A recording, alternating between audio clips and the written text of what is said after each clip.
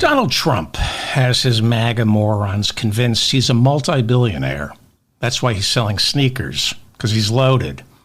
That's why he's looting his super PAC to pay his legal fees, because he's loaded. Trump just lost a civil fraud trial in New York, where he was found guilty of defrauding lenders by forging his financial documents to convince them he was wealthy in order to trick them into lending him hundreds of millions of dollars at favorable interest rates. He lied about his wealth to the lenders the same way he lies about his wealth to the MAGA morons who vote for him. And throughout that trial and after he lost, he kept insisting, "I'm a fabulously wealthy man. I didn't inflate my financials. I don't need to. I'm a multi-billionaire. I'm innocent." And so the judge in that case, Judge Arthur Engoron, basically said, well, prove it. You say you're wealthy. You say you didn't forge your documents. Prove it. I'm fining you $500 million. Prove it. Come up with $500 million and pay this fine. Surely a man of your considerable wealth can part with a mere trifling like $500 million. And Trump said, "I'm appealing your ruling." And Judge Engoron said, "Fine, but you still have to pay up." That's how it works here in New York State. You pay the $500 million and we put it in an escrow account. And if you win on appeal, you get to have it all back. But if you lose on appeal, the state of New York keeps it all. That's the law. That's how it works. And Trump said, well, I need more time to pay it. And the judge said, 30 days. You got 30 days to come up with $500 million. And every day you don't pay, I tack on $100,000 per day. This week, Alina Habba, Trump's attorney, who famously said it's more important to be pretty than smart, went before an appeals judge and stated what all of us here in New York have known for decades. She said one word: impossible. Impossible. It is impossible for my client, Donald J. Trump, to come up with $500 million. Impossible. The best he can do, maybe, is $100 million. And the appeals judge said $500 million. And Alina Habba said, impossible, he doesn't have it. Donald Trump pled poverty this week. Wake up, you MAGA morons. I'll have more on this later in the show. We'll crunch the numbers. The Federal Reserve has two mandates: get unemployment down to 4%, inflation down to 2%. It does that by lowering and raising interest rates.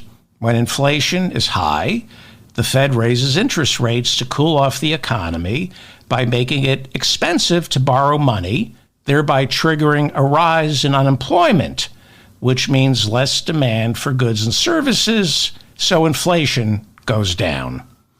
To lower unemployment, the Fed lowers interest rates, which makes it cheaper to borrow money.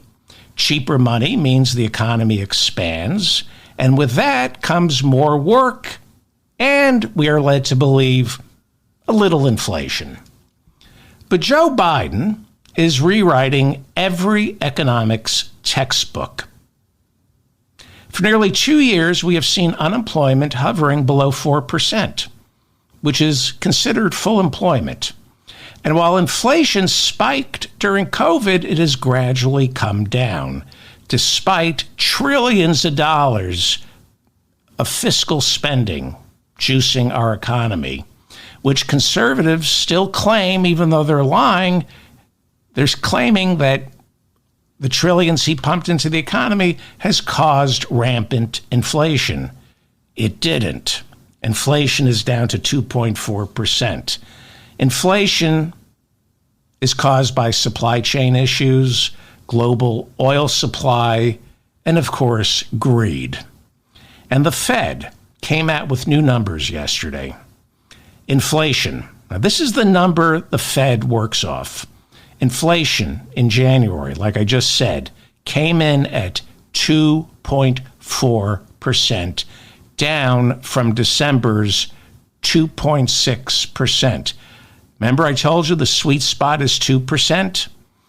Plus, wage growth is outpacing inflation. The Fed is now in the fine-tuning phase of this economic cycle, where it's going to be lowering and raising interest rates slightly to keep the economy exactly where it is right now. Now, while our economy doesn't work for half this country, that's not what this is about.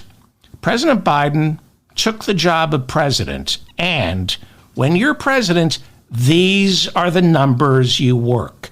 These are the yardsticks that comprise your report card. Economic growth, job growth, inflation. All presidents work these numbers. Like I said, it's the report card, and Biden is getting straight A's, while at the same time growing our economy from the bottom up. Now, the news is horrible and depressing. Richard Lewis died. Gaza, unspeakable atrocities in Gaza. Ukraine, unspeakable. And Trump. But when history is written, economists will look back at the Biden years as a golden age of both monetary and fiscal policy. What we need is a landslide in November, a complete repudiation of Donald Trump and MAGA politics, which offers nothing but lies. There is still much work to be done, but Joe Biden has accomplished more for the middle class and those falling through the cracks than any president since Lyndon Baines Johnson. The difference is Biden, unlike LBJ, Biden isn't running an overheated economy by fighting an illegal war in Vietnam. You see, LBJ was a mixed bag. Great on civil rights, great on lifting millions out of poverty, but he killed millions and millions in Southeast Asia. Joe Biden, on the other hand, is not a mixed bag. He pulled us out of Afghanistan. And despite what Republicans insist, he has not gotten us into two wars. Gaza and Ukraine are unspeakable human rights atrocities. But Joe Biden didn't tell Vladimir Putin to invade Ukraine. He didn't tell Hamas to attack Israel on October 7th, and he didn't tell Benjamin Netanyahu to respond by salting over Gaza. Joe Biden deserves to be reelected by a landslide. Is he too old? I say he's not old enough. The reason Joe Biden is getting things done is because he has the wisdom to focus on the prize, which is winning prize pieces of legislation. I know people are suffering in this country, in Gaza and Ukraine, but Joe Biden isn't God. He's not even king. He has a Republican House, plus Joe Manchin, Kyrsten Sinema, and a Supreme Court that's bordering on treasonous. We're asking Joe Biden to be Franklin Roosevelt and Abraham Lincoln at the same time. We're asking Joe Biden to lift our economy, defeat COVID, stop Putin, control Netanyahu, while at the same time keep a lid on about 30% of our population that's aching for a civil war. The latest polls show that most Americans say they're doing better now than they were 4 years ago, but they believe America isn't, which means Americans are relying on empirical evidence when it comes to their own finances, but believe the propaganda silos when it comes to our country's finances. The stock market closed at a record high yesterday. Student debt is getting forgiven. Joe Biden has forgiven about $150 billion in student debt, despite what the Supreme Court ruled.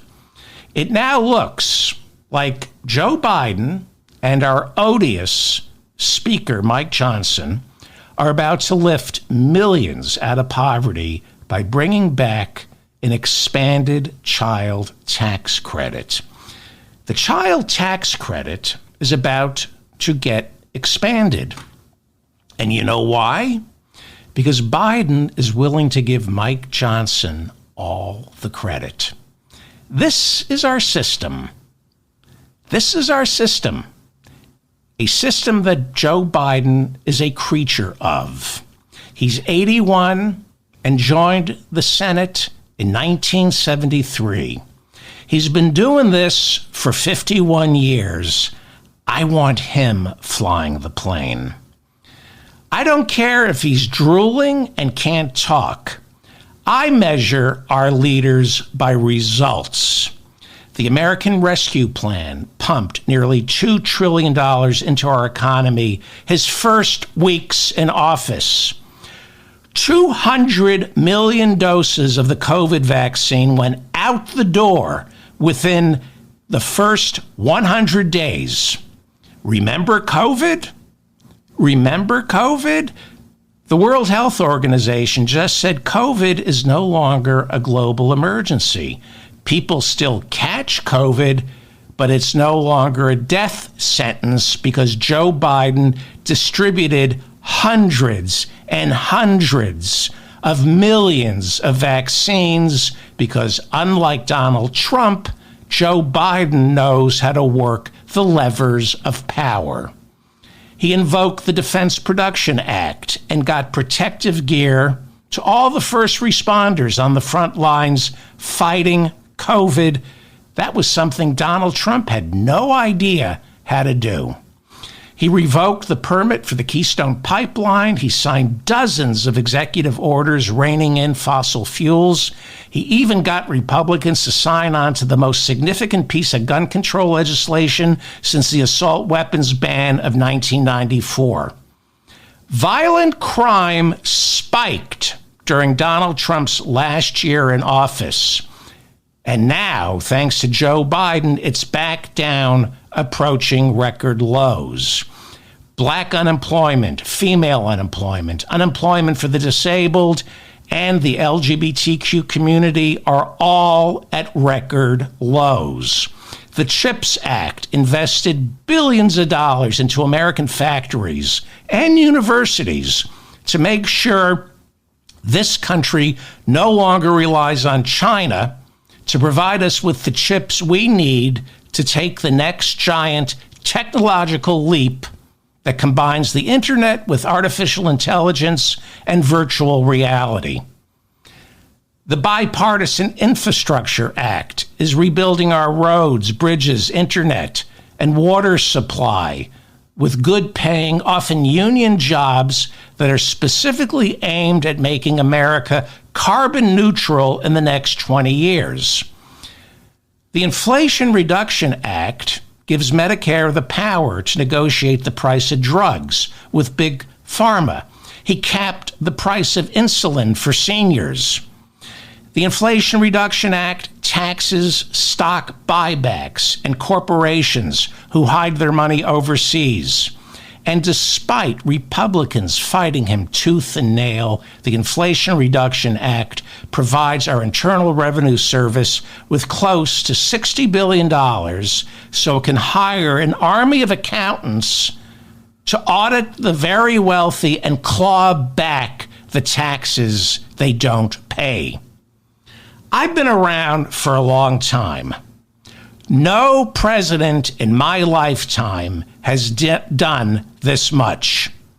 Joe Biden accomplished all this for the very same reason his approval ratings are in the dumper. He's soft-spoken. He has humility and faith. Faith that if you lower your head, keep your voice down, and do the people's work, come election day, they will finally notice. People say we have no choice in November when it comes to Trump and Biden. I say we do. I say we have Trump, a liar, a cheat, an immoral con man who is loud, a braggart who doesn't understand how a bill becomes law or how to work the system, which is why 1 million Americans died from COVID because of him. That's one choice. The other choice is the complete opposite of Donald Trump, Joe Biden. Leave a comment over at my website or here at my channel and tell me how much better this country is doing for you now that Joe Biden is our president. Leave a comment and tell me why you're voting for Joe Biden. Don't trash Trump. We know he's shit. Put into writing, put into words in the comments section why you support Joe Biden. I'm done with the MAGA trolls and the Russian troll farms thinking they can flood my website or my YouTube channel, trying to create the illusion that there are more of them than there are of us. Leave a comment here and then copy and paste your comment and leave it everywhere else. Just because Joe Biden is soft-spoken about his accomplishments, it doesn't mean we have to be. Make the case for Joe Biden and the Democrats with facts. Forget Donald Trump. Forget his MAGA morons. Get your talking points down. Post them here with hyperlinks if you want, and then go out and make the case for Joe Biden and the Democrats. Hunter Biden testified behind closed doors before that sham impeachment committee yesterday, and I'm reading the testimony. They released it. He was brilliant, combative, interrupting Matt Gaetz and Marjorie Taylor Greene, mocking them, never pled the fifth, unlike the Trump family, never pled the fifth, answered all their questions, and kept reminding the Republicans that their key witness who they used to build this entire case on, was just indicted by the special counsel. Hunter Biden kept reminding the Republicans that Alexander Smirnov, the FBI informant who fed Republicans the lie that then Vice President Joe Biden took a $5 million bribe from the Ukrainian gas company Burisma to push for the firing of Ukraine's top prosecutor to protect Burisma from being investigated. Smirnov, Hunter reminded the Republicans, was indicted 2 weeks ago by the very same special counsel who indicted me, Hunter Biden. This is a lie about Joe Biden taking a $5 million bribe, a lie we are now learning that was fed to the Republicans through Russian intelligence. Alexander Smirnov was working with Russian intelligence. And going over the transcript of yesterday's closed-door testimony, Hunter, much to the Republicans' chagrin, wouldn't stop reminding House Republicans that their key witness just got indicted by the same special counsel who just indicted me for not paying my taxes. Hunter Biden has paid his taxes. He made good. He paid all his taxes. He didn't pay close to $1 million during his, he was in the throes of addiction. But he made good on it. He's paid it back, but he's been indicted. Here is a great exchange between Matt Gaetz and Hunter. Hunter is the son. Gaetz is the son of a wealthy Republican politician down in Florida. Everything has been handed to Matt Gaetz. His dad is giving him talking points. His father, Matt Gaetz's father, was president of the Florida Senate and has helped Matt Gaetz every step of the way, including, some say, covering up some really bad crimes.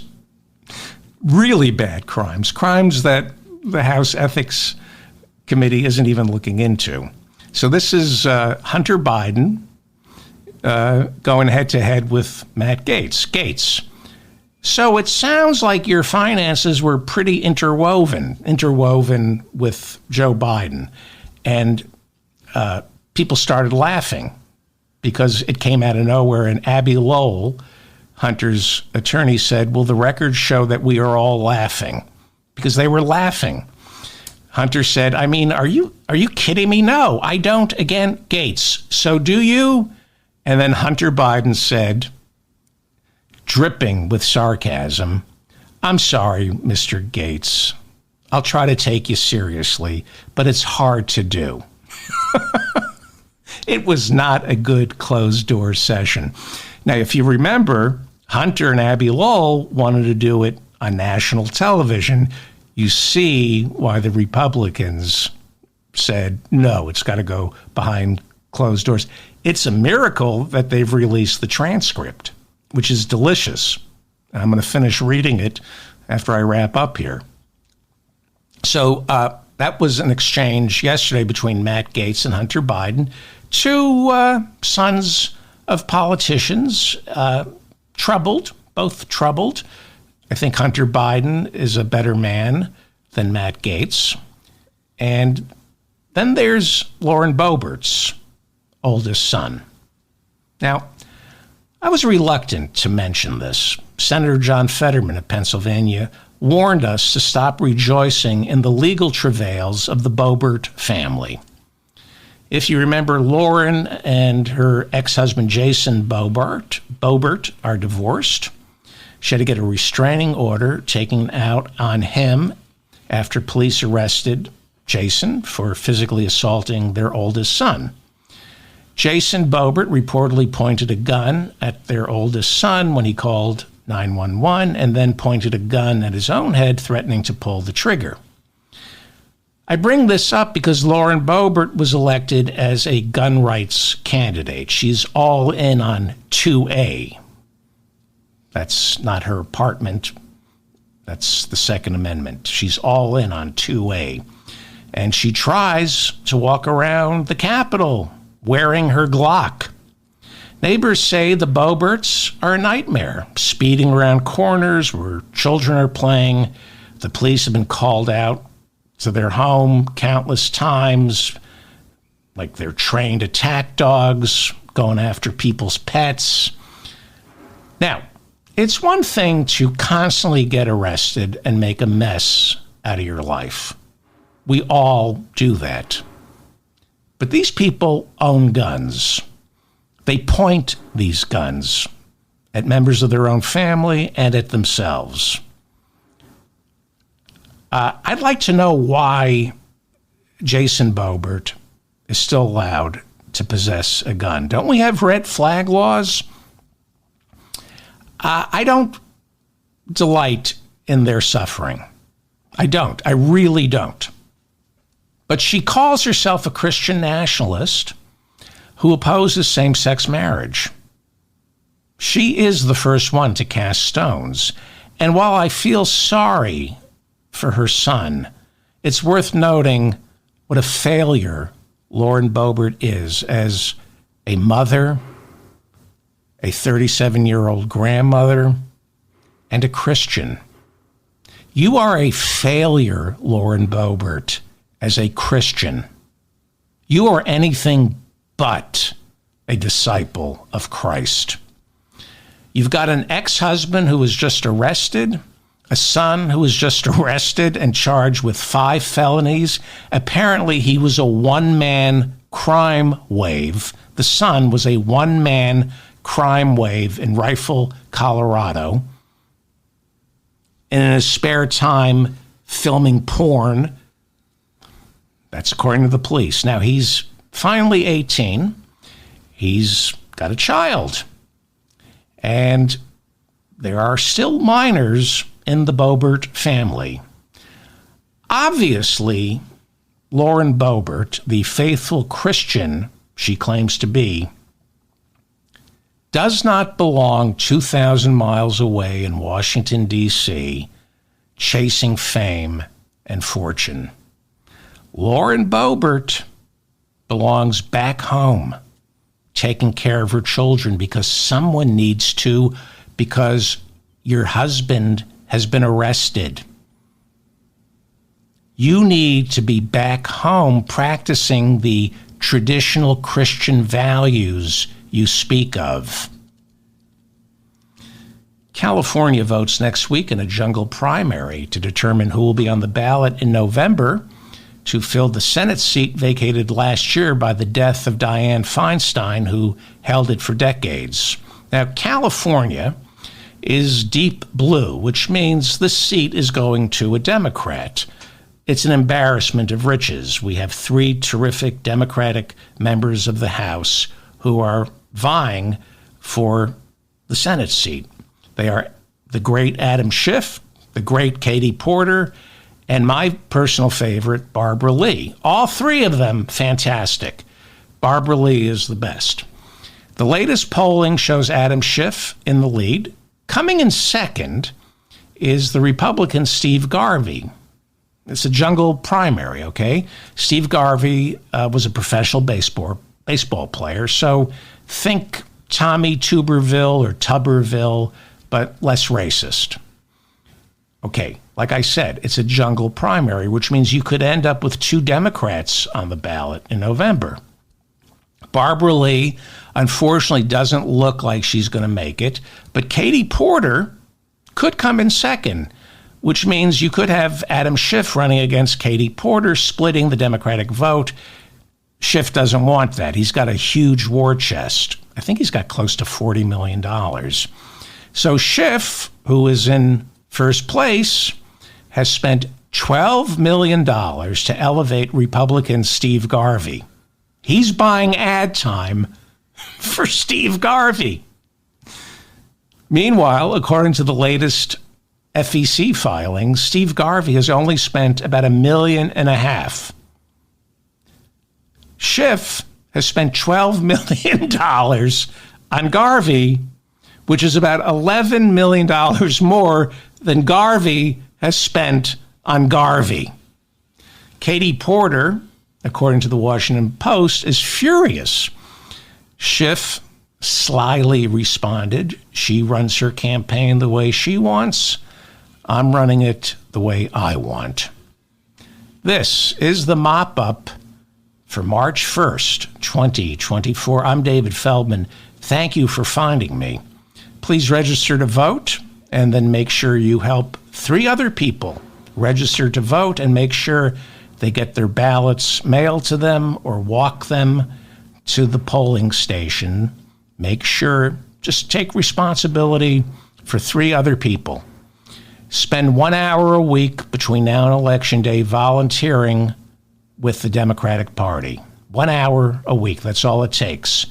And organize your talking points, back them up with facts, and only talk with people who you think you can sway.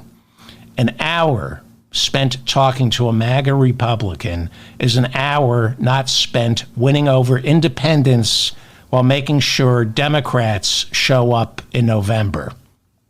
This is not about defeating the Republicans and Trump. It's about outnumbering them. This is a fight. Not a physical fight, but it is a fight.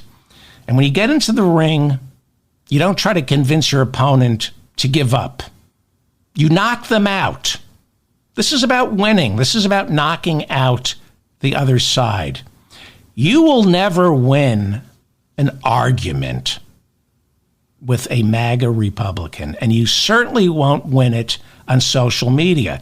It's why I have strict community guidelines here on my channel. In order to comment on my channel, we have strict community guidelines. There's nothing to debate when it comes to Joe Biden. I want to win. If you're not voting for Joe Biden, go away. You're not welcome to comment on my page. After November, we can debate policy, but not now. And if you listen to this show for the past, I don't know, how long have I been doing this? 15 years? I've been pretty consistent about this. There's a season for infighting, and there's a season for coming together. This is the season we stick together. Not interested right now in all the things Biden should have done or how Democrats screwed Bernie. It's go time. Get to work for the party and get out of my way. Ferguson, Missouri has settled a class action suit agreeing to pay thousands of African Americans a total of only $4.5 million for arresting them on trumped-up charges and placing them in what is being called a modern-day debtor's prison. During the final years of the Obama administration, the Justice Department accused Ferguson police of paying their bills and the city's bills by going out of their way to arrest black drivers for minor infractions and then placing them in a permanent cycle of debt with fine after fine, along with interest rates tacked on that bordered on the usurious. Usurious. I think I pronounced that right. Now, Ferguson is just one of thousands of small towns across America that pay their bills by what I call mining poor people, especially African Americans, arresting them arbitrarily, then charging them exorbitant fines that are impossible to be paid, resulting in jail sentences where they serve as a source of free labor. Never forget, in Texas right now, we have black inmates picking cotton for free in Texas. Okay? In Texas right now, there are black people behind bars picking cotton for free. Hungary's right-wing Christian nationalist leader Viktor Orban will visit Mar-a-Lago next week to meet with America's right-wing Christian nationalist leader Donald Trump. Orban has created a transatlantic nexus, joining far-right conservatives in Hungary and America. While Hungary is a member of NATO, Orban is reported to have received much of his backing from Vladimir Putin, which explains why Orban slow-walked Sweden joining NATO, which happened last week, and it's why he tried to block the EU's $55 billion funding for Ukraine in Ukraine's war against Vladimir Putin. He also tried to block economic sanctions imposed on Putin and his oligarchs after the illegal invasion of Ukraine. Members of the European Parliament are circulating a petition to remove Hungary's voting rights because of this.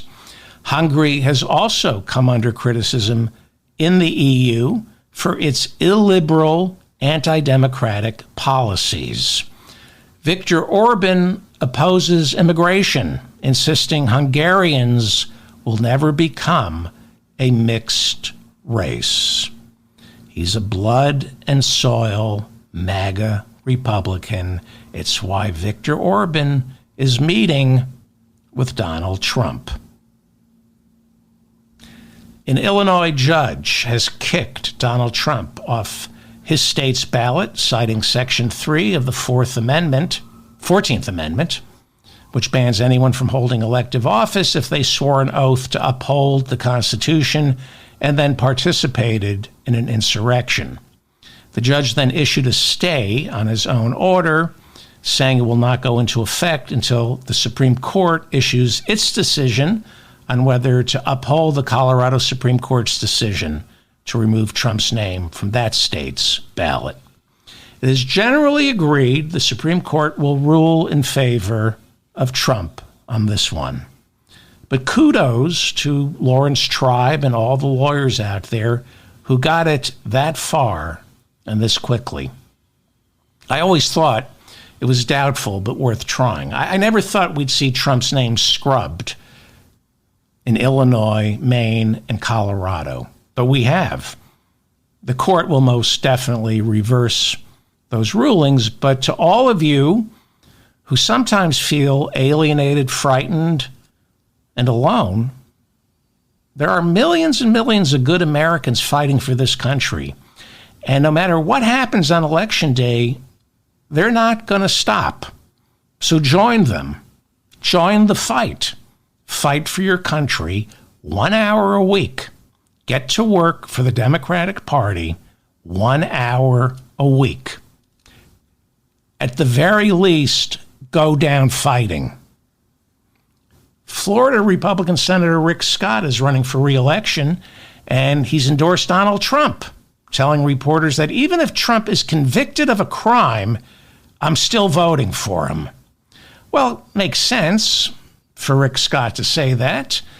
Before becoming a politician, Rick Scott ran a hospital chain that ended up paying the largest health care fine in U.S. history after the Justice Department charged Rick Scott with ripping off Medicare to the tune of $1 billion. His company paid $1.7 billion in fines in what remains the single largest Medicare fraud in U.S. history. He should have gone to jail. Instead, he became governor of Florida, and now he's running for re-election as the Republican senator from that state. If you live in Florida, what are you waiting for? How is this not the number one story in Florida? How is it possible that voters in Florida have no idea that Rick Scott stole more than $1 billion from Medicare? Jesus Christ. You know, he should be in jail, but you know, we have to blame ourselves for not getting the word out on this guy. People need to know that he stole $1 billion from Medicare. And he's a creep. Well, some disappointing news this week. The Supreme Court agreed to hear Donald Trump's presidential immunity appeal. A Washington Circuit Court upheld a lower court's ruling that Donald Trump didn't enjoy absolute immunity for any crimes he may have committed as president. So the lower courts got it right because this has been settled law since 1982 in Nixon versus Fitzgerald. I've gone over this. Nixon versus Fitzgerald, look it up. The court ruled that a president, now listen to me on this. The court ruled, this is settled law, a president cannot be sued for damages in a civil court after leaving office. He cannot be sued for any actions he took in the role as president, okay? But the court in Nixon versus Fitzgerald specifically said that a former president can be brought up on criminal charges after he leaves office for any crimes he may have committed as president. That's what the Supreme Court says. This is why Gerald Ford had to pardon Richard Nixon. It's why Bill Clinton made a plea deal with Ken Starr after getting caught lying under oath during the Paula Jones deposition, which was taken while he was president. Bill Clinton It was a sting operation, but going by the law, he committed a crime as president. He lied under oath and denied that he had sexual relations with Monica Lewinsky. That's a crime he committed as president. When he left office, Ken Starr came after him, and Bill Clinton made a plea deal. There's no such thing as absolute immunity. It is insane that our court is hearing this case. This court should have let stand the D.C. Circuit Court's ruling. A president does not have absolute immunity. And so many of you in the comments section have posted, it's really brilliant. A lot of you had what I call simultaneous combustion. Oh, it was amazing. You wrote, if the Supreme Court rules a president has absolute immunity, they have to, if they're going to do that, they have to issue this ruling by June while Joe Biden is president. Then what is to stop Joe Biden from canceling the election, ordering his Secret Service to arrest Donald Trump? I mean, if a president has absolute immunity, then it's, if it's legal for Donald Trump to order people to storm the Capitol, then Joe Biden should be free to invoke one of the hundreds of emergency powers at his disposal right now and start locking up Trump and all the other treasonous Putin-following traitors in the Republican Party. Well, thank you for those comments. A lot of you basically said that. Obviously, the court isn't going to say Trump has immunity. But what they are doing is dignifying his claim and buying him time to delay. The conservatives on this court are not going to remove his name from the ballot, okay? They're not going to honor the Section 3 of the 14th Amendment. That's pretty much a given. They're going to say in that ruling, it's up to the American people to decide whether Donald Trump led an insurrection, whether or not he's eligible to be president. Now, by taking the immunity appeal, they are slowing the wheels of justice down to a crawl so that the ultimate arbiter on the election interference case, as well as the classified documents case, they're slowing it down so that it will be the American people in November who become the ultimate arbiter, not the courts. It's a chicken shit ruling. That's what this court, at least the conservative majority, wants. They want to keep kicking this down the road because they're afraid of Trump. They want us to decide if he's a criminal. But that's not how it works. We don't vote on whether or not somebody's guilty or innocent. That's what we have a criminal justice system for and a Supreme Court for. The conservatives on this court are betting that if Trump wins, well, he's probably going to get away with shutting down the federal investigations. Probably, not really, who knows? But he'll probably get away with shutting down Special Counsel Jack Smith's office. They're also betting that when he loses in November, then let the trials commence. That's what the conservatives on the court want because they don't want Trump convicted before November. They want the American people to be responsible for deciding whether or not Trump is guilty or innocent. They don't want the courts to decide. Now, I'm just telling you what the conservatives are thinking. They're trying to protect the courts by hiding. It's chicken shit. This is not the Burger Court in 73 and 74 taking care of Nixon. Arguments on immunity are scheduled for mid-April. Perhaps the court will hand down a ruling the very next day. Some say we may get a ruling the day after the arguments. Who knows? The Burger Court during Watergate, it was the Burger Court, right? I think it was the Burger Court. The Burger Court, boom, they issued their rulings on the tapes immediately. Some are catastrophizing and saying they will wait until June before they issue a ruling on presidential immunity. Right now, most people are doing a worst-case scenario where the court waits until June, right before their summer recess, to rule on presidential immunity. And the timing of their ruling, in effect, will be a ruling in and of itself. When they issue their ruling, if they issue it in April, that's a ruling. The speed is a ruling. Or if they wait till June, that's a ruling. The longer they take, the less likely we will see a conviction before November. If they wait until June to tell us what we already know, that there is no such thing as presidential immunity, the court will have lost its last remaining shred of legitimacy. And after Joe Biden's reelection, it will be time to seriously consider expanding the number of judges who sit on that court. There's nothing written into the Judiciary Act that we have to cap the number of judges at 9.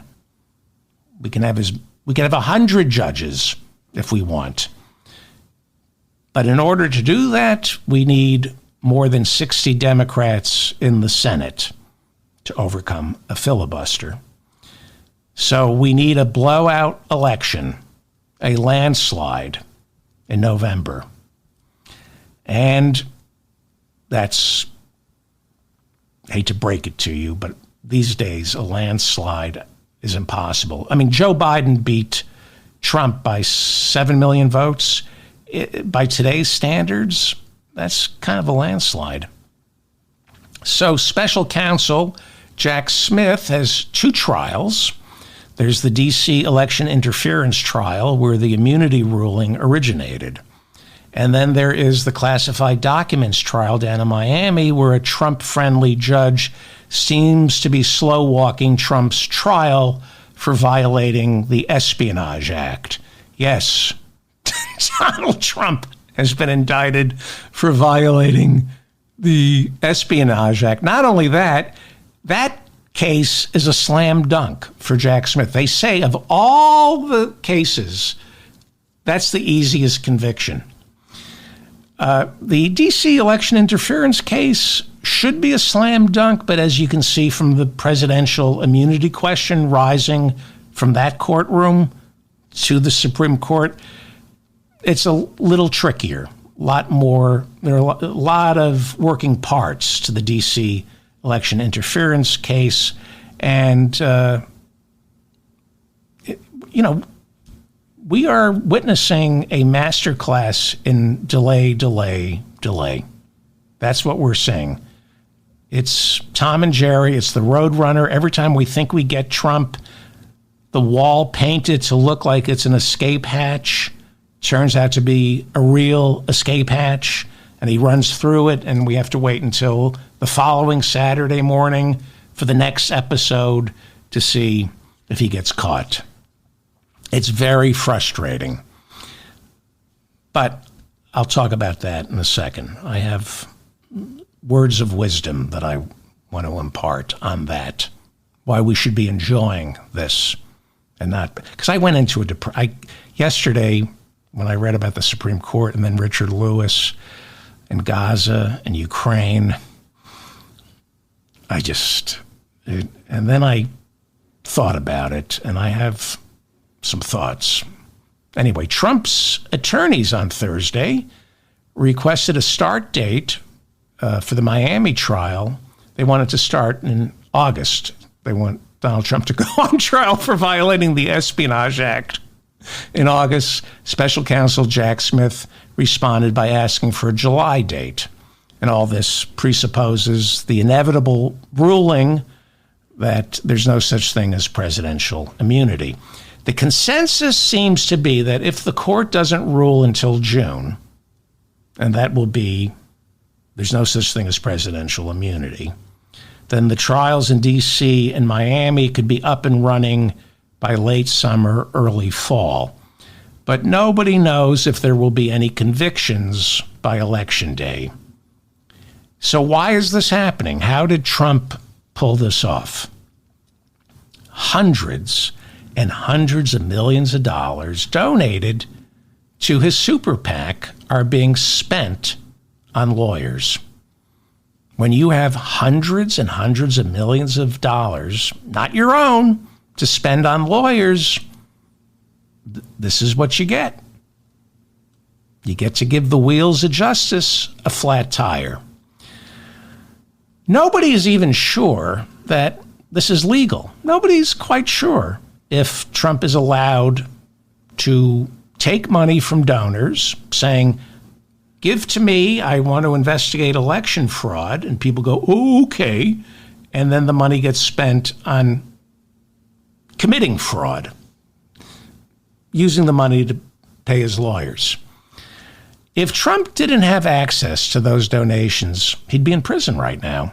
How is it possible donations to a super PAC can be used on legal fees without the people making those donations knowing that it's going to legal fees? When I talk to MAGA Republicans, they don't know the money's going to legal fees. They go, that's fake news, beta mail, cuck.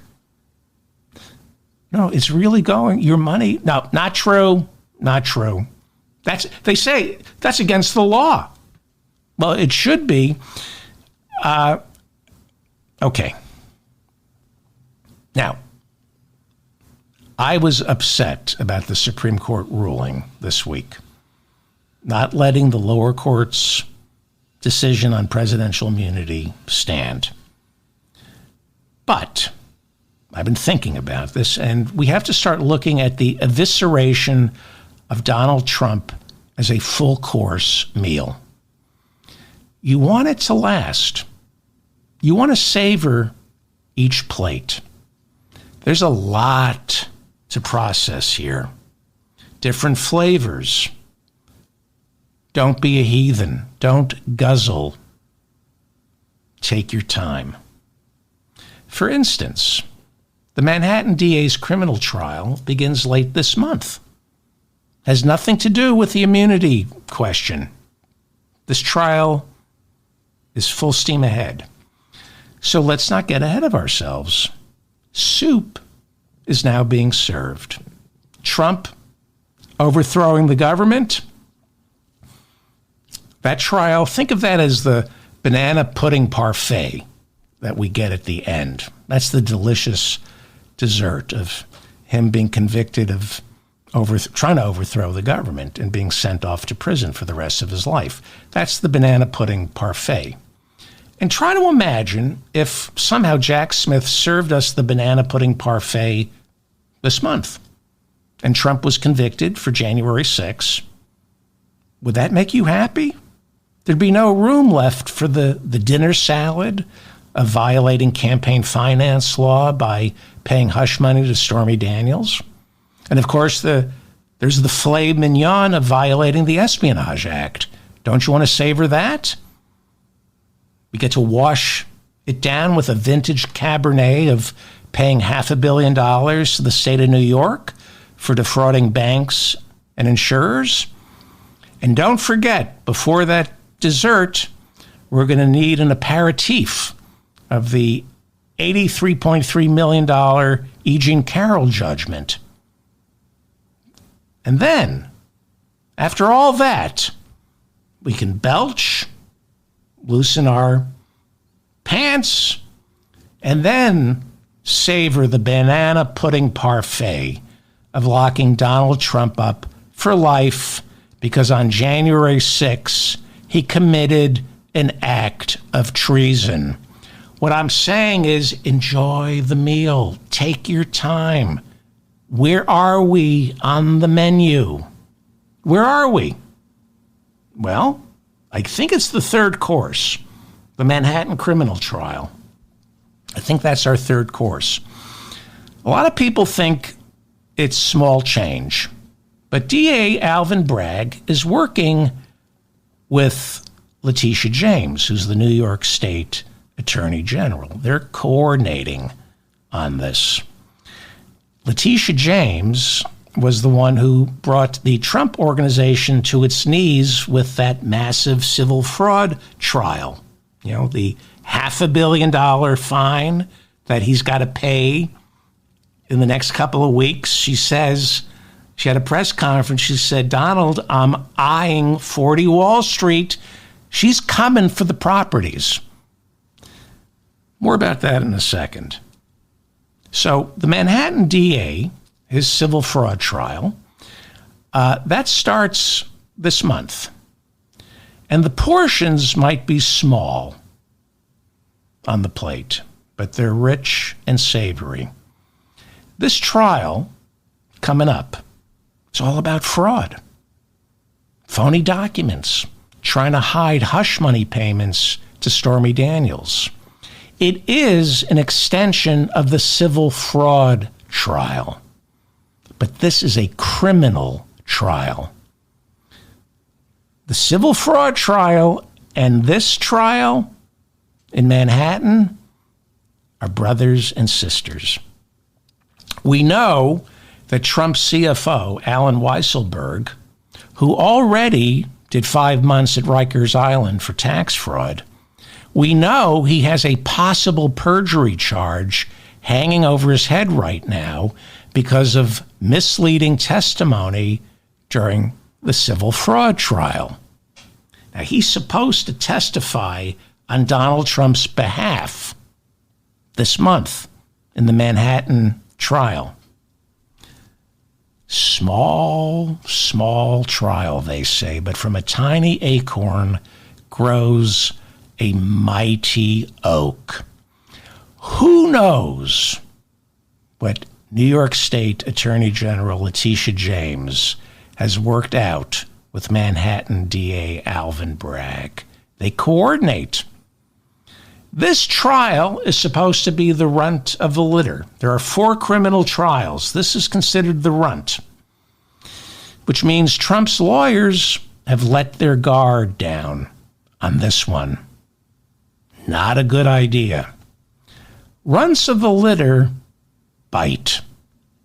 And it's never a good idea to underestimate New York State Attorney General Letitia James.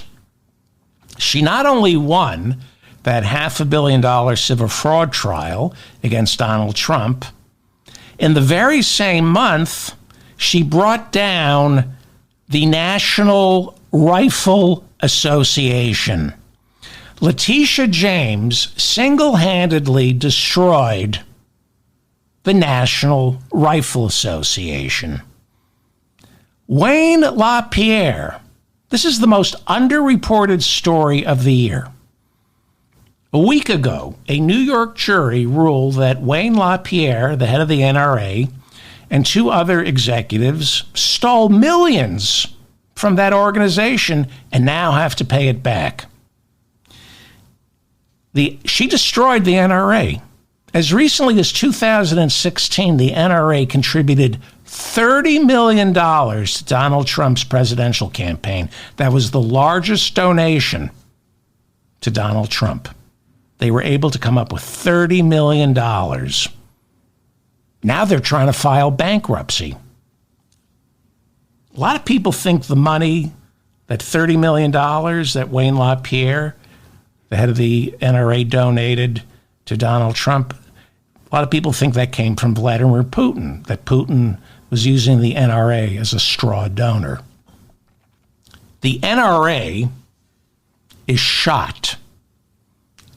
LaPierre quit, humiliated.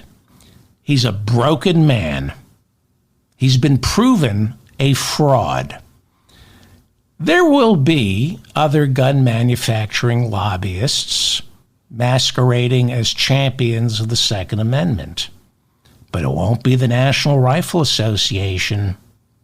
Letitia James destroyed it.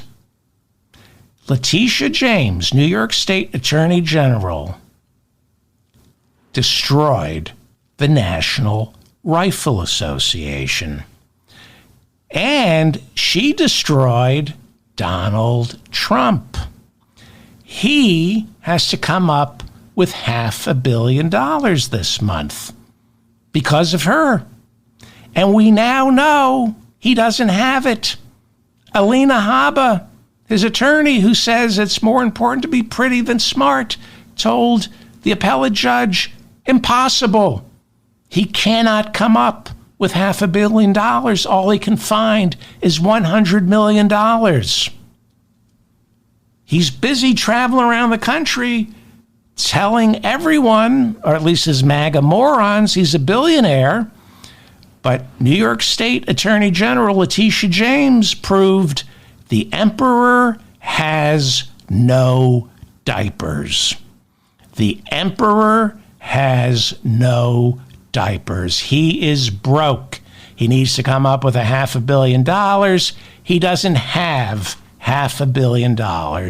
Get out your calculators. Now, the New York Times, let's do this. The New York Times estimated Trump has about somewhere in the neighborhood of $250 million in bonds and cash. And again, this is why if he weren't spending the MAGA morons' money on lawyers, he'd be in prison. He's not going to spend he doesn't have, so he's got $250 million in bonds and cash. Okay. That's according to the New York Times. He can't come up with $500 million. And don't forget, where's Melania? Where's Melania? When he wins in Michigan, shouldn't she be standing by his side? There's another fine he's going to have to pay, but I'll get to that in a second. So he can't come up with $500 million. He's got to find someone willing to give him a bond.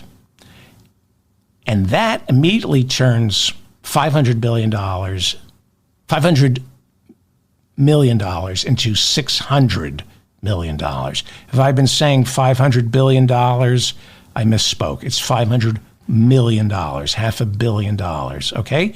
So if he has to get a bond, and he's going to have to get a bond, and good luck finding somebody who's going to lend him money after he's just been found guilty of inflating his assets in order to secure favorable interest rates on loans. Who in their right mind, Vladimir Putin, would lend him money? So, if somebody gives him a $500 million bond, that's going to cost him $600 billion. There are fees and interest. $500 billion costs, I'm sorry, $500 million. I apologize. $500 million costs $100 million. And he needs collateral. So get out your calculators. According to Bloomberg, he doesn't own Trump Tower. Those are condos, which means the people living in Trump Tower own pieces of Trump Tower. Michael Jackson bought a condo in Trump Tower. The Michael Jackson estate owns that little piece of Trump Tower. Johnny Carson, the talk show host, bought a condo at Trump Tower. It means somebody, one of his heirs, owns a piece of Trump Tower. He only has the penthouse, and that's where Melania is living. And Trump has falsely claimed it's worth $130 million. In other words, he took out loans against that penthouse, convincing the banks it was worth $130 million. But Bloomberg says it's only worth $40 million, right? If you've been following that civil fraud case, He tripled the size of the penthouse. It's only worth $40 million, but you can be sure he borrowed more than $40 million against it. Where is he going to get this money? Plus, it's Melania's. Okay, so let's say that the Times says he has about $250. Let's give him $300 million in bonds and cash if he sells the penthouse. And Melania and her mother are out on the street. Now he has $340 million. He still needs to get to $600 million this month. This month. See what I'm talking about? This is a tasty meal that should be, every dish should be savored. So, what else does he have? Well, there's Trump Park Avenue Tower. Bloomberg says he could get $86 million for it. Well, that gets him to $426 million. But who knows how much he borrowed against that? And all that's left is 40 Wall Street. Bloomberg puts that at $270 million. We know for a fact that he has a $100 million note on that. But let's give him $170 million. That gets him to $596 million. Right? So theoretically, he could have a fire sale this month, sell it all, and maybe come up with $596 million. But you have to pay taxes on that. What is that? What does that bring it down to? $300 million after you pay taxes and their commissions, and he's got to pay Melania's lawyers for the divorce, and he's got to start paying her. And most importantly, Manhattan real estate is a figment of your imagination. Nothing is worth anything until you actually close on the sale. Donald Trump has pretty much said that. They ask him, what are you worth? And he says, I don't know. It depends how I feel that day. Okay. But let's say he sells all those properties by the end of the month. Now he has no cash to pay the $500 million fine. He has to pay the fine. He's lost all his New York State real estate and all his cash. What does he have left? Bedminster, who knows how much he really owns of that, and Mar-a-Lago, which is worth, let's be generous, $30 million tops. And who knows how much he owns of Mar-a-Lago? That's a club, and people buy memberships and have little pieces of Mar-a-Lago. And how much did he borrow against Mar-a-Lago? There's also the Doral, but that's mortgaged. Who knows how much he owes to Deutsche Bank, which is a money laundering operation for the Russian mob. And of course, he stole from the Russian mafia. We know that. We know they gave him cash. They used cash to buy apartments, and he couldn't resist. He stole from the mob. The guy's pushing 80 and he's selling sneakers. When you're almost 80, do you want to be running around doing what Donald Trump does? So, if you think you're depressed because the Supreme Court won't hear arguments on presidential immunity until mid-April, I say you're a greedy pig. Because look at the sumptuous meal that has been prepared for us by our criminal justice system. I get it. We're children. We want the banana pudding parfait. But stop for a second and appreciate Savor the emotional turmoil Trump is going through right now, the humiliation. Let it roll around in your mouth. Right now, Trump is walking into the slaughterhouse. Slowly. He hears the screaming. He knows what's going to happen. Let's not Temple Grandin him. I want him to know he's walking into a slaughterhouse, a financial slaughterhouse. And some very bad things are about to happen. I want him to know. And that takes time.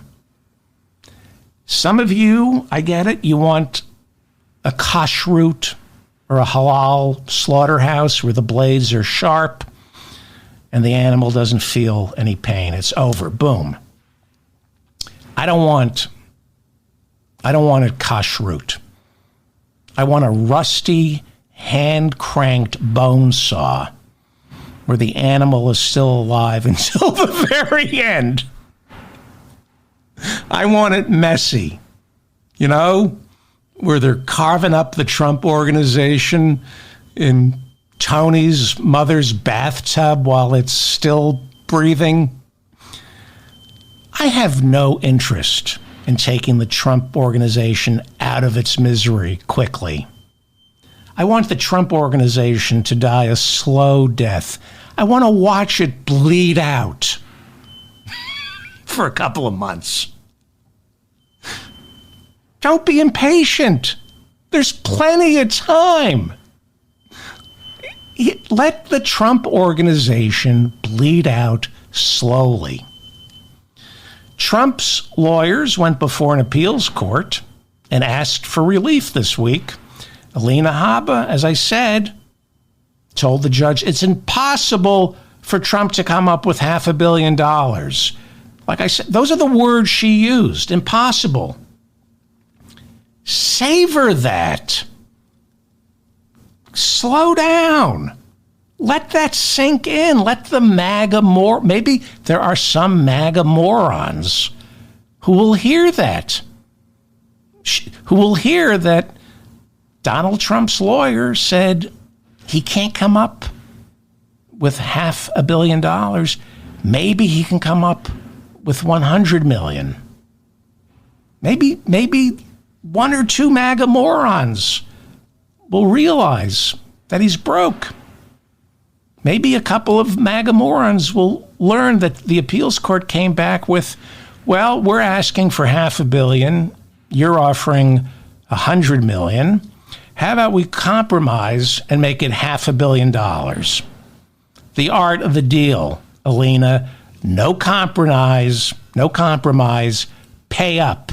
And every day you don't pay an extra $100,000 per day. Which explains why Judge Arthur Engoron, who came up with the $500 million fine, received a letter with white powder in it yesterday. By the way, his ruling is considered a masterpiece. I've heard that Judge Engoron has made it impossible for Trump to appeal. Judge Engoron's ruling is meticulous and legally sound. It's for the ages. It will be studied for years. I've heard that the New York Supreme Court will look at his ruling and won't even entertain an appeal. Enjoy this. It's delicious. And E. Jean Carroll's attorneys said, pay up this week. $83.3 million. Donald, pay up. And Trump's lawyers said, can we have a delay on that one? And E. Jean Carroll's lawyers pretty much said, wait a second, you raped my client, called her crazy, and now you're asking for us to help you out? Go F yourselves. They didn't say that, but they said, no, pay up now. Remember, E. Jean Carroll won't get $83.3 million when Donald Trump pays. Goes into escrow. It's held pending appeal. But that's how New York State rolls. No delay. Pay up. You want to appeal, Donald? Fine. But give us the money now. Give us the money. And where does he get the money? His legal fees are in the hundreds of millions, and that's coming from his super PAC, and nobody's even sure if that's legal. And after he loses the election in November, I'm being told Jack Smith, the special counsel, is going to get him for wire fraud on using the super PAC's money.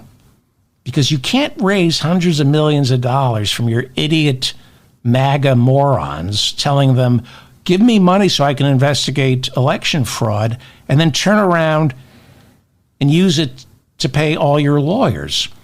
That is the definition of wire fraud.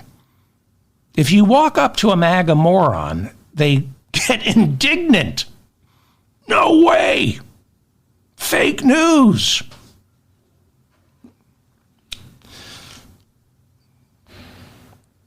Trump, meanwhile, is trying to install his idiot daughter-in-law, Lara Trump, who's married to his idiot son, Eric. He's trying to make her chairwoman of the RNC. Lara has gone on record saying that Republicans would be more than happy to know that their donations went to her father-in-law's legal fees. Sure they would. The Republican parties, the state parties in Minnesota, Michigan, Arizona, and Georgia, broke. Can't pay the rent. And that's thanks to Trump. They can't pay their bills. And thanks to Trump, nobody's donating. Big donors, people with real money, you think they want to pay his legal fees? They know where that money's going. Trump is desperately trying to come up with money, and he's imagining a big pool of cash sitting over at the RNC. There isn't, but he wants it. Whatever's there, he wants it. So I'm going to make Lara the chairwoman.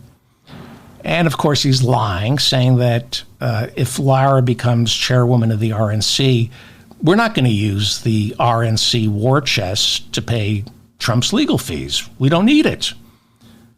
But Trump, the Trump family, is blocking a resolution introduced by Asa Hutchinson that forbids any money donated to the RNC from being used to pay Donald Trump's legal fees.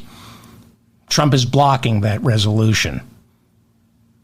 It's a bust out. That's what he does. This is mobster stuff. You just take over a business and bill it out of existence. Trump is trying to squeeze every penny out of the Republican Party. All the donations. Don't donate to anybody other than Donald Trump. It's my party, and I get all the donations. And those donations don't go to any down ballot candidates or even to my presidential campaign. They go to my lawyers. And maybe the fines. If I can move some money around, they'll pay my fines. There is talk. Now, it's probably not true, but I have heard that one of his gambits is to declare bankruptcy for, what would be, the 7th time? Just like Rudy Giuliani just did. When you get these judgments against you, you declare bankruptcy. People are saying it's why he took permanent residence in Florida.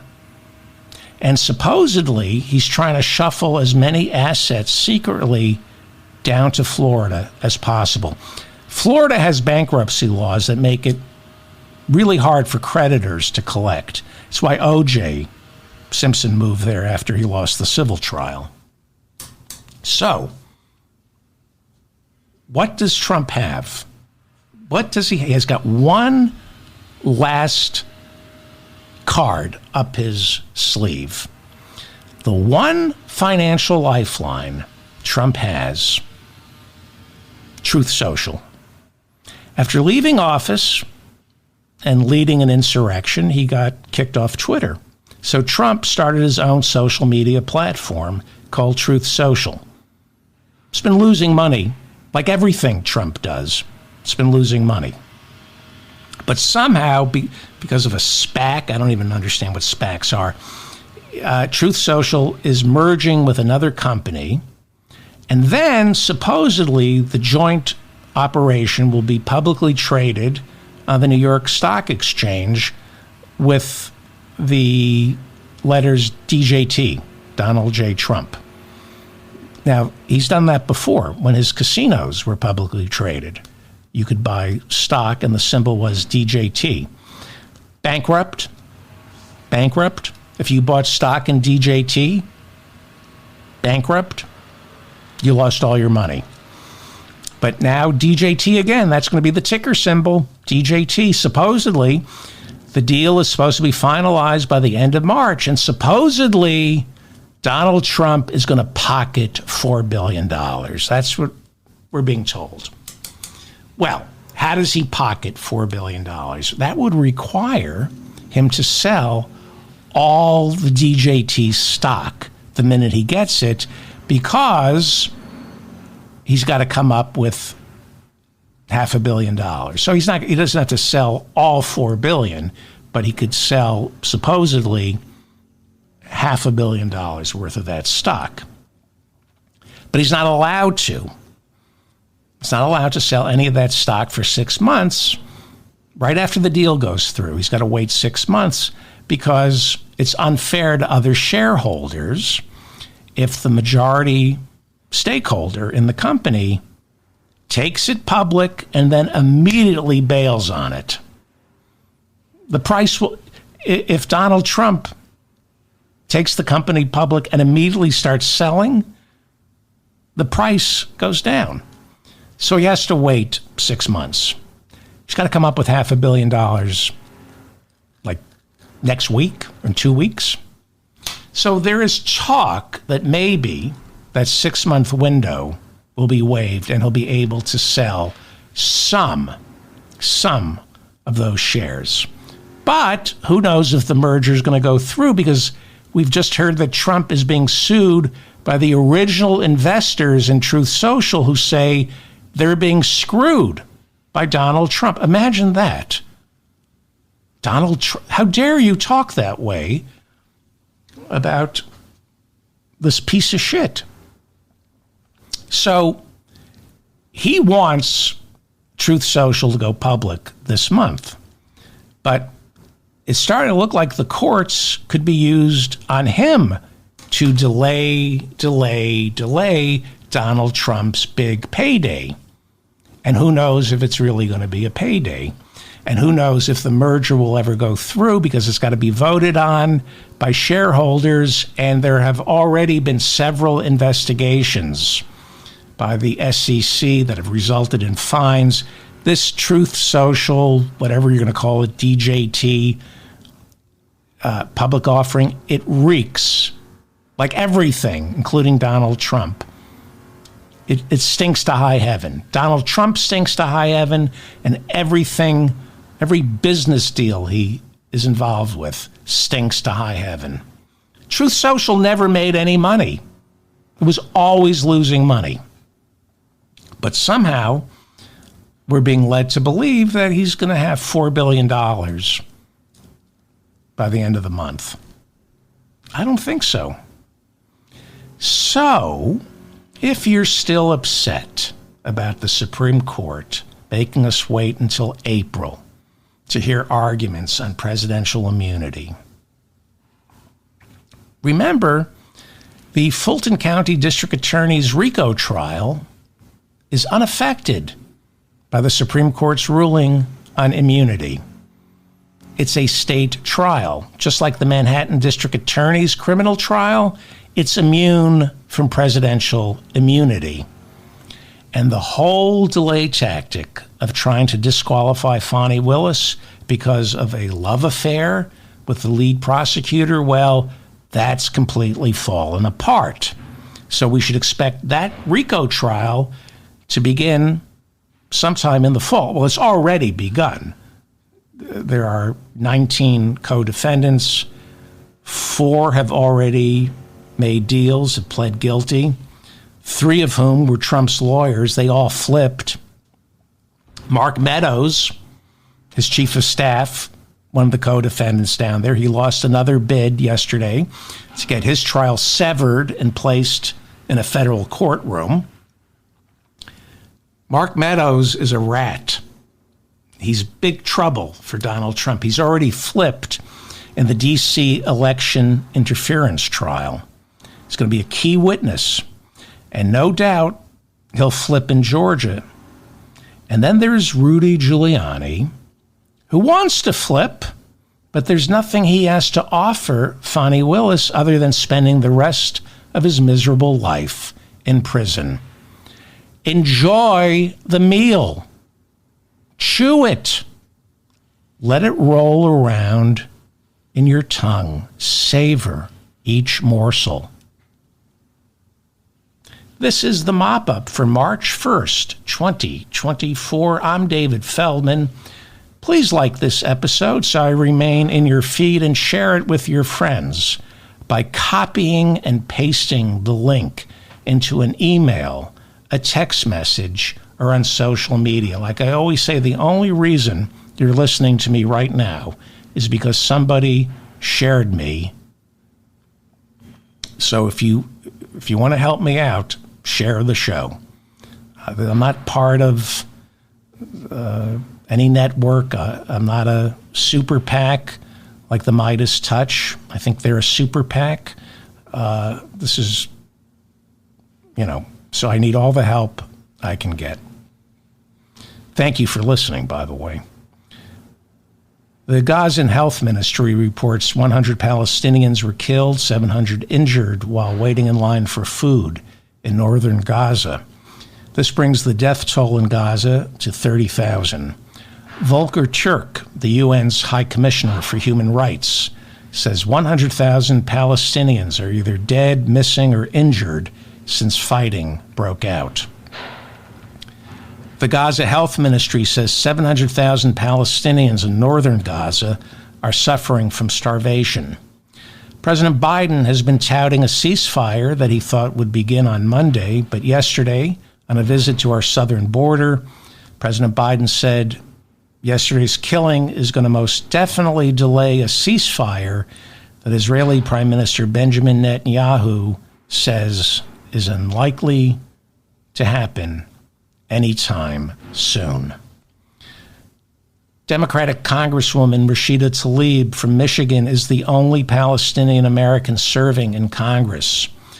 When fighting in Gaza first began, she told Joe Biden that she and the large Arab American community in and around Detroit will remember his silence come November. She has refused, she's a Democrat, she has refused to endorse Joe Biden.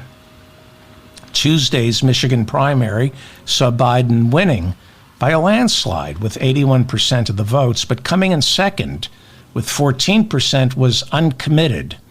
This is the protest vote against Joe Biden's unwavering support for Israel. Uncommitted is carrying its message into Super Tuesday, hoping to come in second again in Minnesota.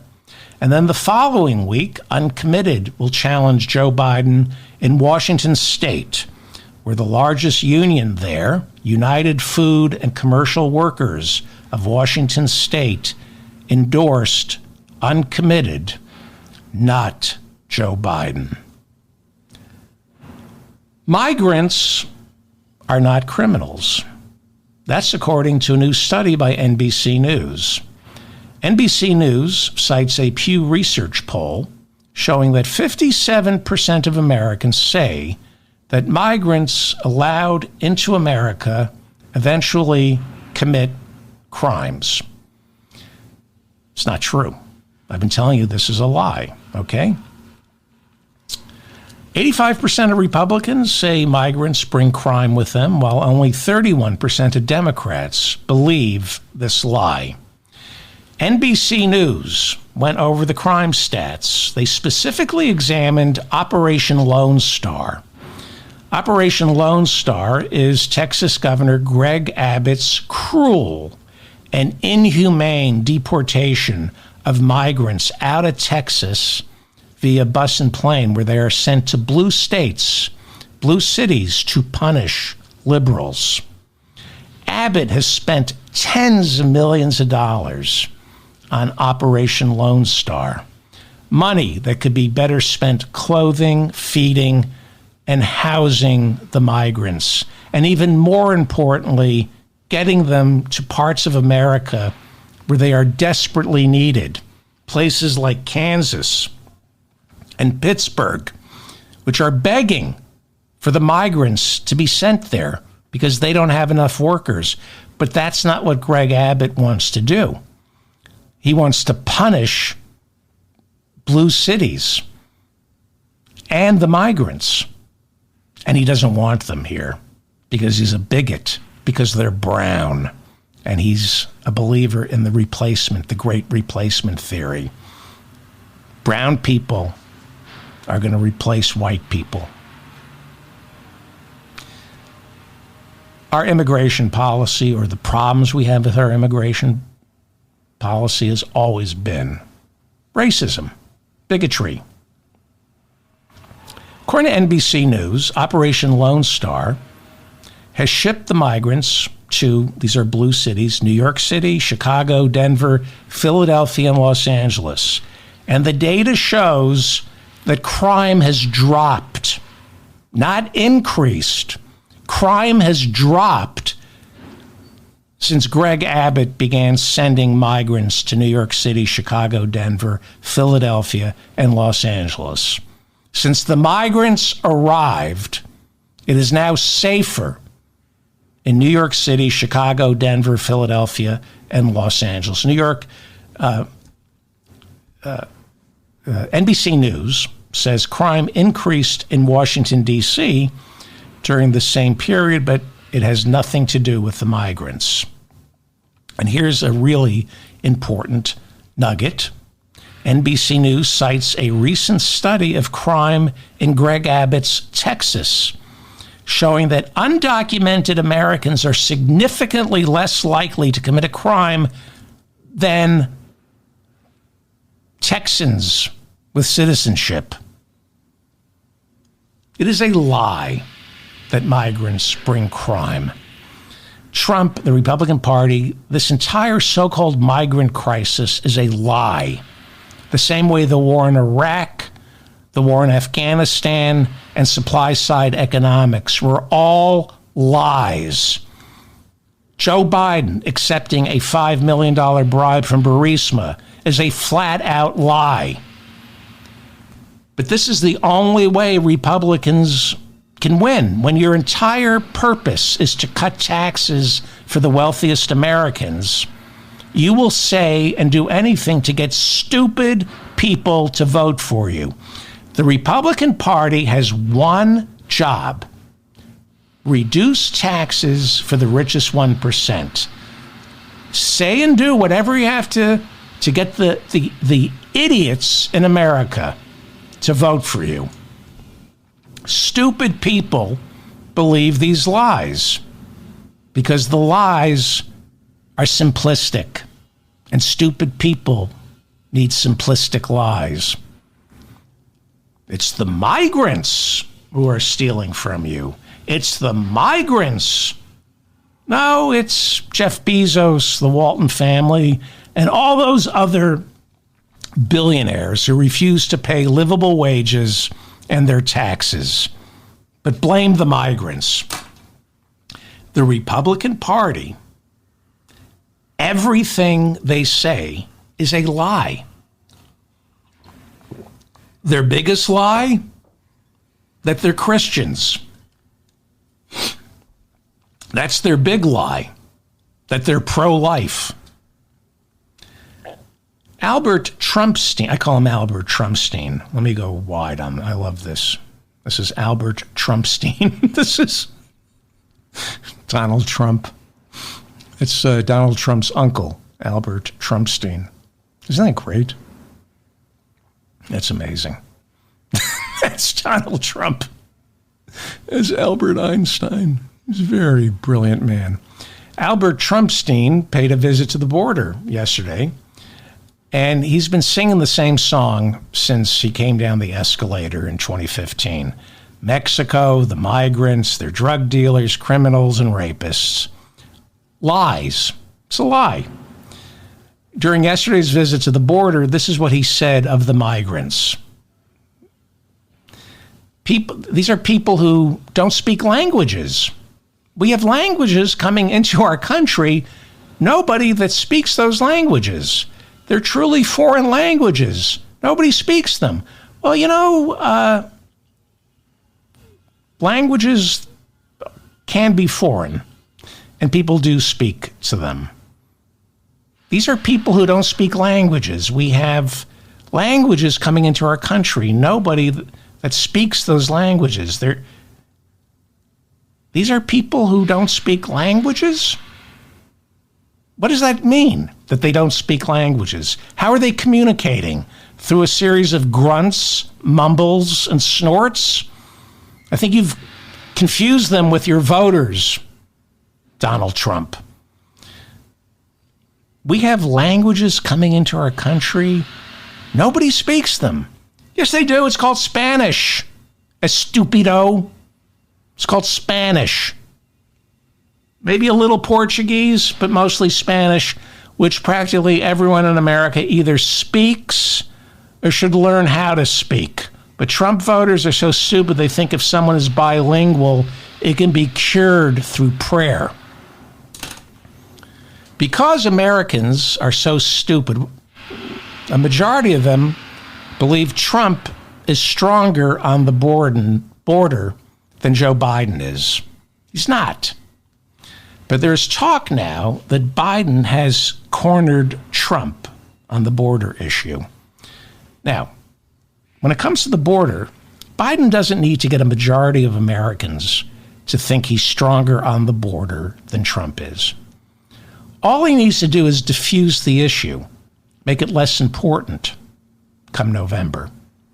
And the way he does that is by reminding voters every day that the Senate last month had a border bill, bipartisan. It was the most comprehensive border bill in nearly 30 years, and Senate Republicans supported it. But as we all know, Trump called Speaker Mike Johnson and said no border bill. Under no circumstances are you to pass anything regarding the border. I need this migrant crisis to run on in November. And if you pass this border bill now, it will make Joe Biden look good. So kill it. Now that's a fact. And that needs to be repeated every minute of every hour of every day until the elections. There was a bipartisan border bill. Trump killed it because he needs the crisis. That's a fact, and we need to keep repeating that fact more than Trump repeats the lie. There was a border bill. It was bipartisan. It was the most comprehensive border bill in 30 years. Trump ordered it to be killed because the only thing he can run on is the migrants. Can't run on the economy. We got one of the hottest economies in 60 years. He's got to run on pure bigotry and hate, the migrants. Now, Biden and Trump both visited the border yesterday, and Biden was brilliant. In his speech, he said to Trump, made a speech, and he screamed out to Trump, instead of telling members of Congress to block this legislation, join me. Again, the migrant lie has been repeated on Fox News for decades. And it's hard to compete when a lie gets so deeply entrenched because it's just repeated. But Biden is cornering Trump. We had a bill. but you killed it. Why don't you support it? A partial government shutdown scheduled for late tonight seems to have been temporarily averted. There's a laddered continuing resolution in place. The first one is scheduled to expire tonight, but now thanks to a last-minute agreement, that deadline has been extended until March 8th, and the second deadline has been extended until March 22nd. The extension passed in the Republican-controlled House 320 to 99, with nearly half of the Republican caucus voting in favor of it. Democrat Tom Suozzi was sworn in as the newest member of Congress. He won a special election last month. He replaces George Santos, who was thrown out of the House for you name it. Santos was a Republican, got replaced by Suozzi, a Democrat. That means Mike Johnson now can only afford to lose 2 Republicans on any piece of legislation. Can you hear that noise?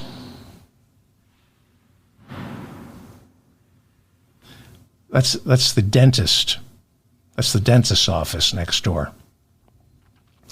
He's not a good dentist. He's about 105 and hasn't updated his equipment in nearly 50 years. Anyway, Mike Johnson can only afford to lose 2 Republicans on any piece of legislation, which means all it takes is 3 Republicans to go against him. Now, we are not going to see a budget for 2024 passed anytime soon. It was supposed to be passed in October. They're supposed to be working on the 2025 budget that has to be up and in place in October of this year. What I'm hearing is that Republicans in the House want to force a continuing resolution that lasts until the end of the fiscal year. Because, you hear that? That is the dentist drilling somebody's teeth.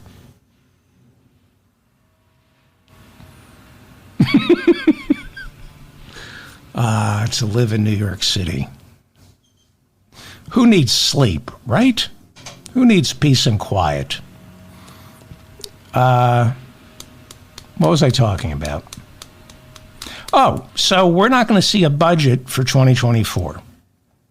And I'm being told that Republicans in the House want to force a continuing resolution next month that lasts until October.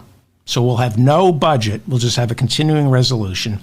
And they want this because hidden in the Fiscal Responsibility Act that Biden and McCarthy ironed out in June to raise the debt ceiling. Remember that?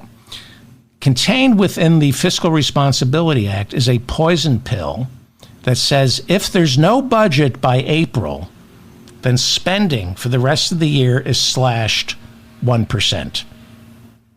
So I think that's the next fight we're going to see.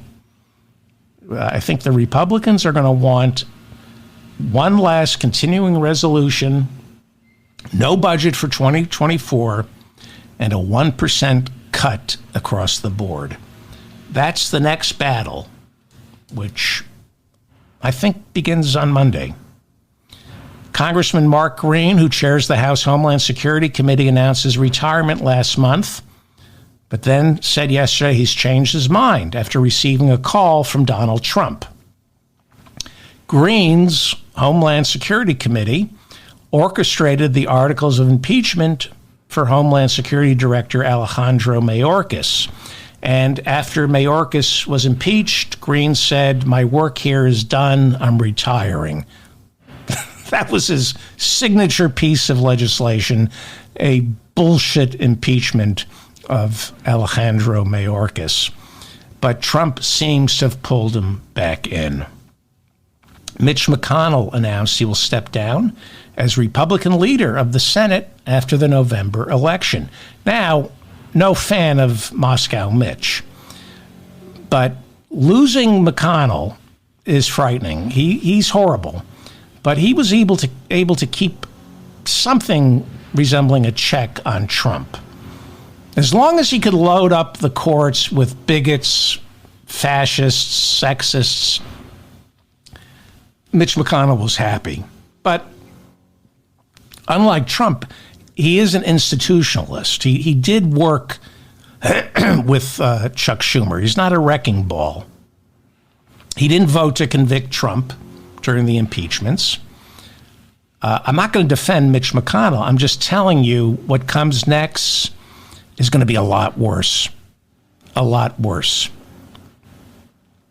They're going to turn we've had, because of Mitch McConnell, the Senate Republicans kind of been the adults in the room to the children in the House. Trump gets his arms around the Senate. It's pure MAGA, pure MAGA. John Thune is the Senate whip, Republican whip. Many believe McConnell chose him to be his heir apparent. He's doing like a soft campaign to replace McConnell. But Trump is getting involved in the race to replace McConnell and has anointed Montana Senator Steve Daines. This is unheard of. Where a former president, possibly, God forbid, a soon-to-be president, starts making calls to control the leadership of the Senate. It's what he did with the House. He anointed McCarthy, and then he anointed Mike Johnson. In many ways, it's not officially, but in many ways, it's a violation of the separations of power. A future president should not be picking the leaders of the House and the Senate. This is fascism. Texas Senator John Cornyn says he's running for the post.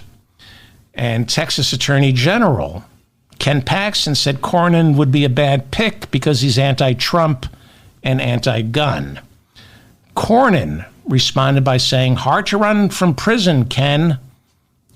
Cornyn was making a reference to Ken Paxton, the Attorney General, the Republican Attorney General of Texas, who was impeached last year and then was tried in the Texas Senate. He was accused of accepting bribes. He had a mistress, but they failed to convict him. He goes on trial, however, in a few weeks in a federal courtroom for pretty much the same charges, bribery. That's your Republican Party. That's your Republican Party. 1 hour a week, dedicate 1 hour a week, work for your local Democratic Party, pay attention to the school boards, the city council, on a granular level, work for the Democratic Party. There'll be plenty of time for infighting after November. We can go back to hating Joe Biden, but right now, he's the greatest president of my lifetime. I'm David Feldman, reminding you to stay strong and protect the weak. Thank you to everyone in the chat room. I don't know if Bob is here, but thank you for keeping the chat room civil. And please leave comments. Tell me why you're voting for Donald Trump. Why you're voting for Joe Biden. Not interested in a debate. I want to know why you're voting for Joe Biden. If you're not voting for Joe Biden, go listen to some other podcast. It's not subject to debate here. Your comments will be deleted. I want to know why you're voting for Joe Biden. Once again, I'm David Feldman, reminding you to stay strong and protect the weak.